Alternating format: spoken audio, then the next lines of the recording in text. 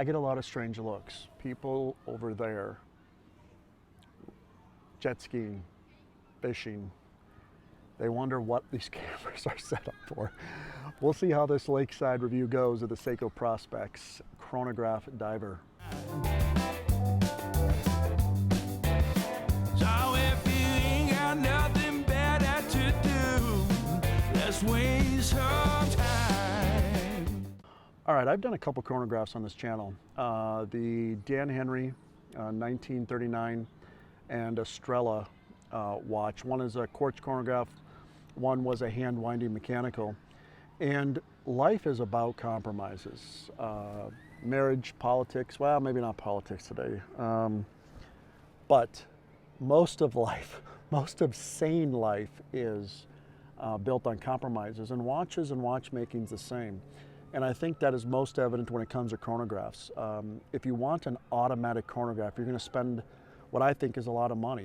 I don't think there are any sub $1,000 automatic chronographs. They're all rated near 1,000. There might be a micro brand or two that are close.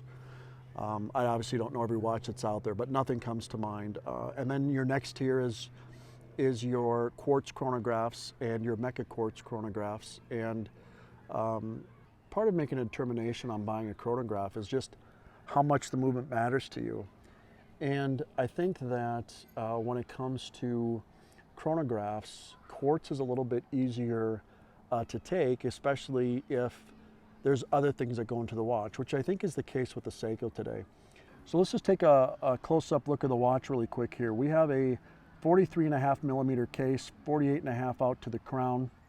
We have a 49 millimeter lug to lug, and we have 14 millimeter thickness, 20 millimeter lug width, 200 meters of water resistance. These are screw down pushers, so you actually have to unscrew them to actuate the chronograph. And it is powered by a Seiko V175 solar powered quartz. The finishing on the case, it's hard to describe. It's not a black, I mean, it's kind of a black gray. If you're familiar with the Second Amendment or hunting, then a gunmetal blue would make sense, or a bluing type of look. I actually think this is one of the nicer looking Seikos I've had come across in terms of the finishing. It just fits the aesthetic very well. The case is not, if you're familiar with the SKX, right, very different case profiles. The lugs on the Prospex here turn down. It has a much longer lug to lug at 49 compared to I think 45 or 46 on the SKX. But just different case shapes altogether. And I would say that the Prospex wears larger, not only because of its dimensions, but the crown gives you a larger visual presence on the wrist, and then it's simply bigger in and of itself. So it's an imposing watch, a decently comfortable rubber strap. Actually, it's better than the rubber strap I think that comes on the SKX, or at least it is on the version of the SKX that I got. You have a metal keeper here that's branded. I prefer not to be this metal, but I mean, it's fine. And you have the Seiko branded buckle as well. You have 200 meters of water resistance.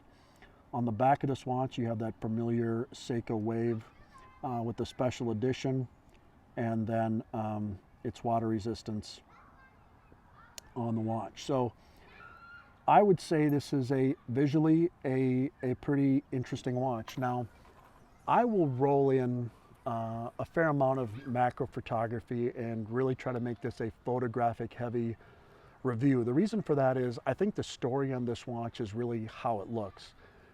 This is one of the best looking Seiko watch dials I have seen, and I've had some different Turtles and Samurais and SKX and down the line. I mean, I think when you get into watches, you get into Seiko, one, because everyone on YouTube, or many on YouTube, seem to love the Seiko. I think they're okay. I'm watch by watch. Some of them I don't particularly care for, but this dial on this watch is absolutely spectacular, not only in its coloring, but in its depth.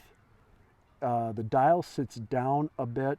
You have applied indices You have on the chapter ring, it's going to be hard, and I'll show it on the macro. On the chapter ring, the indices are actually raised above the dial too. So you have some texturing, some layering, and then just a fantastic looking blue. Even the etching of the solar panels there is a really, really spectacular actually looking watch. Like I said, you had 200 meters of water resistance. These are screwed on crowns, so hitting the top starts the chronograph. Got to unscrew it all the way. So hitting the top starts the chronograph function. It is solar powered, like I mentioned. What I like is if it's running low on solar power, this actually ticks in 2-second increments to let you know that it needs a solar charge. I don't particularly care for quartz watches, not because I'm a watch snob. I don't know that they're that interesting, except when you get into sort of specialized quartz movements. I think Belova with their moon watch has an interesting quartz. Actually, Belova has an interesting history with quartz watches. But I also, if I'm going to get quartz, I don't mind it when it's solar powered. I think that is one feature then that takes a little bit off in terms of having to replace the battery, etc. So on this watch, you get a solar powered quartz. I kind of like that. But I think if you're going to go for this Seiko watch, you're going to do it based on its look and its 200 meters of water resistance. The loom, while the loom is like,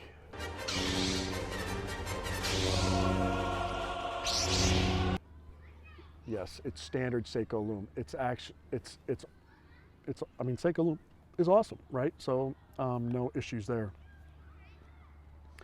If we're talking about some, what I perceive as downsides and why this is a watch that I won't be keeping, although I think it's good for the right person. I do not like the bezel action on this watch. I don't know why that matters to me so much, but I like a bezel action that is tactile, that feels like it's solid from one click to the next. This is 120 click unidirectional. There's a little bit of backplay. It's not awful, but if you own a Seiko SKX, it's that same thing. It's that spongy turn with a little bit of play to the back. Same thing going on here. Not my favorite thing.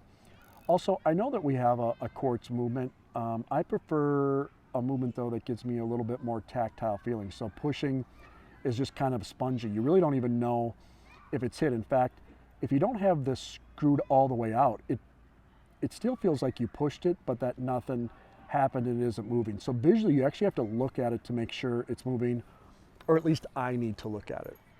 So from a desirability standpoint, I love the dial design. I love the solar aspect of the quartz. If you're gonna do quartz, I love the fact that it's solar powered. Love the size of the watch, a little bit bigger, so that may not be for you. The rubber strap is quite good. Not a fan of the pushers and how they feel, and I don't care for the bezel. So who's going to get this watch? What boxes does this check off for what watch wear? I don't think it's an everyday watch. It's really casual looking. It's very sporty in its feel, but I don't have rules. If you want to wear it as an everyday watch, go right ahead. Like, that's awesome. I don't think it fits the traditional everyday box. It's just a little bit big. It's a little bit sporty, but certainly over there, jet skiing, swimming, diving, snorkeling, all that casual water stuff, your weekend wear for sure. Just a fun watch that's a little bit different to put on once in a while. I'm primarily a black dial with white indices type of watch lover. You know, occasionally I like to put on the green, so it's kind of fun to grab something that is a different color. So you want something that looks a little bit different, gives you a different vibe. Seiko Prospex Save the Ocean does that. Price-wise, very reasonable for this type of movement and this type of quartz. I think brand new, you're looking at probably $350, and I mean, there's micro brands with far more uninteresting quartz movements for more, right? So here you have a Seiko, you have 200 meters of water resistance, you have a legitimately well thought out dial that has a lot of visual interest, a solar powered quartz, 200 meters of water resistance, 350 bucks. I think used, you probably can get under that. So I think if that's what you're looking for, you won't be disappointed. I think this watch checks the boxes for the right person and what they're looking for. I appreciate the dial on this watch. I think it's great. Thanks for hanging out. Just a quick review here at the Lakeside. No nonsense run through a Seiko offering. I hope you enjoyed the photographs. I hope the pictures came through. The dial on this is really, I think, something very fun and unique. So until our next video, God bless.